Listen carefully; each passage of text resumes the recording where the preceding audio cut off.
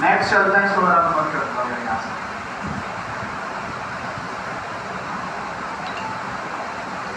HTML का क्या syntax होता है जावास्क्रिप्ट की फाइल को लिखने के लिए? कौन सा टैग होता है?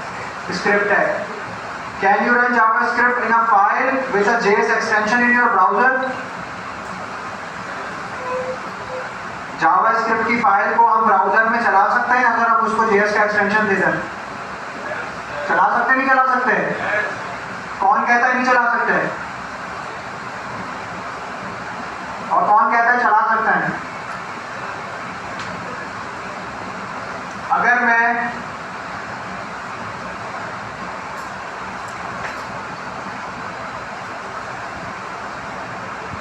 यहां पर आऊं स्क्रिप्ट पर, सही, और इसको खोलूं, आए क्या बात, हाँ वो इंडेक्स पर आता है, क्योंकि इसका रूल जो है ना ये,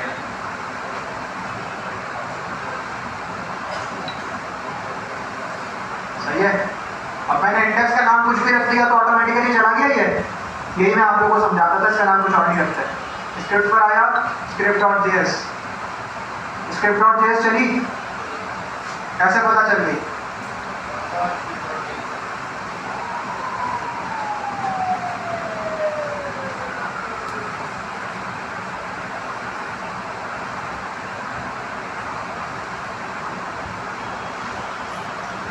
चलिए, but in that case console यहां पर आया, यहां पर नहीं आया, क्यों?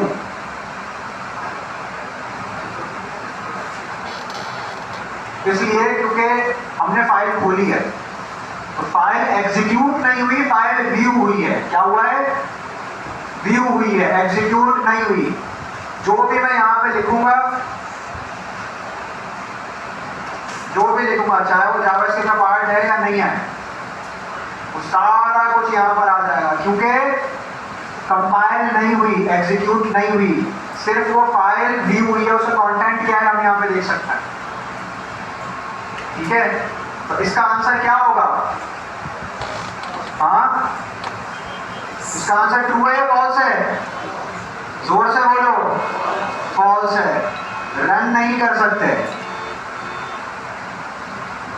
ठीक है?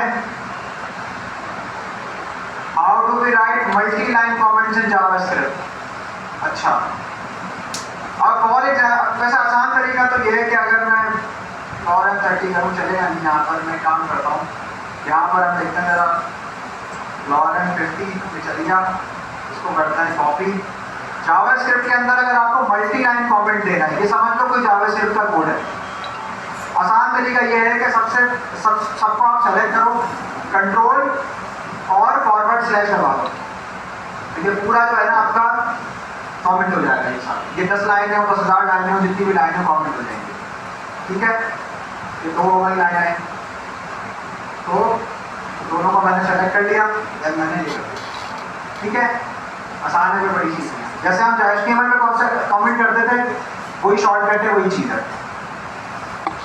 ये चैप्टर हमारा हो गया खत्म, बिल्कुल बेसिक्स था, कुछ भी नहीं था। जावास्क्रिप्ट एसेंशियल्स, इसमें हम पढ़ेंगे variables, primitive data type, analysis and modifying data type, operators. More or less हम सारा कुछ पढ़ चुके हैं, लेकिन इस बुक को एक दफा गो थ्रू कर लेते हैं, इसके अंदर हम स्टार्ट करेंगे। अच्छा, variables, first building block that you will need to be introduced when learning most languages. हम पढ़ चुके हैं वेरिएबल्स क्या होता है। इसने सबसे पहले हमें जो वेरिएबल बताया है वो डायरेक्टली इसने इस तरह से बता दिया। वेरिएबल बेसिकली क्या है? एक नाम है, एक कंटेनर है, जो कि आपकी हार्ड ड्राइव के अंदर जो रैम होती है, रैम, उसको एक्सेस कर सकता है। ये वेरिएबल का जो नाम है ना, जिसको हम रैंडम कोई सा भी नाम देते हैं, first name, last name, X, Y, इस नाम के पीछे एक एड्रेस होता है। वो एड्रेस होता है आपकी रैम का। जैसे हमारी 6 GB की रैम है, 8 GB की रैम है। अब ये वेरिएबल का साइज क्या है? 1 बाइट, 2 बाइट, तस्वीर है तो 1 MB। तो उस 8 GB की रैम के अंदर हमने ये वेरिएबल स्टोर करवाया। अगर ये वेरिएबल तस्वीर होती तो 1 MB की होती, 2 MB की होती, ठीक है? तो वो 2 MB उसने रैम के अंदर डाल दी। अब जब भी इसको यूज करना होगा तो वो एड्रेस जो कि हमारा रैम पर है उसके अंदर से वो चीज उठा के यूज कर लेंगे।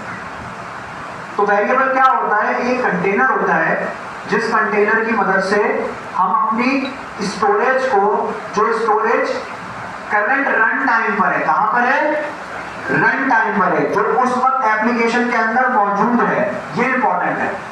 अगर वो एप्लीकेशन का पार्ट नहीं है उस वक्त तो वो रैम में नहीं होगी, क्योंकि जावास्क्रिप्ट बाय डिफॉल्ट एक फंक्शनैलिटी देता है जिसको कहते हैं गार्बेज कलेक्शन। क्या कहते हैं, गार्बेज कलेक्शन।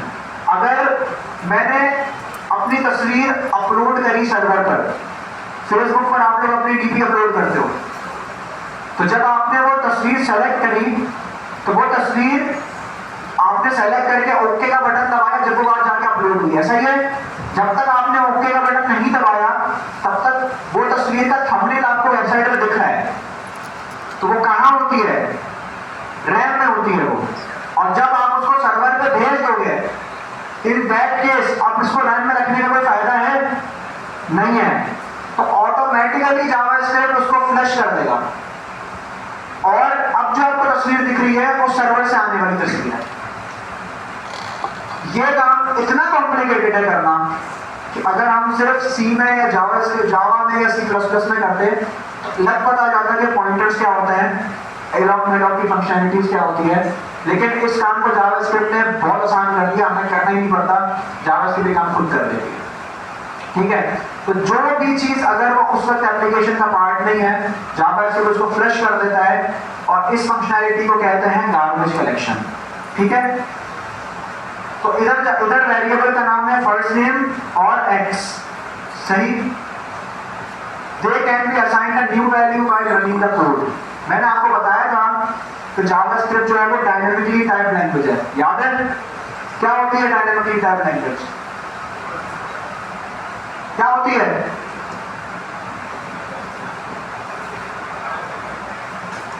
एग्जैक्टली जिसमें हमें डेटा टाइप नहीं बतानी होती,